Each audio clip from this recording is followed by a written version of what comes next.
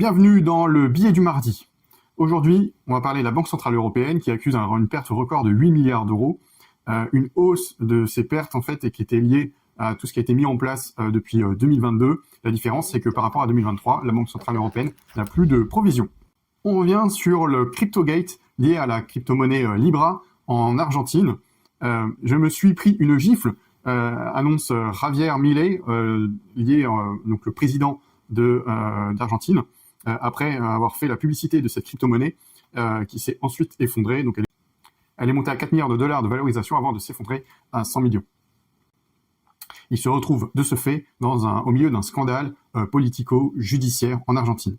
Les plaintes contre lui se multiplient et il est menacé de sa destitution. Donald Trump veut les terres rares d'Ukraine. Donald Trump a proposé à l'Ukraine de prendre le contrôle d'une partie de ses réserves en échange de soutien militaire. En gros, il prend les terres rares et il donne les soutiens militaires en face. Un enjeu stratégique majeur pour l'industrie et la géopolitique mondiale, puisque d'un autre côté, Donald Trump a aussi donné un soutien à Moscou récemlement.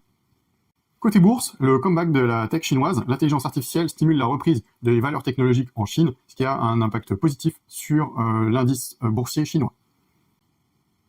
Je vous remercie d'avoir suivi ce court épisode. C'était le billet du mardi. À très bientôt.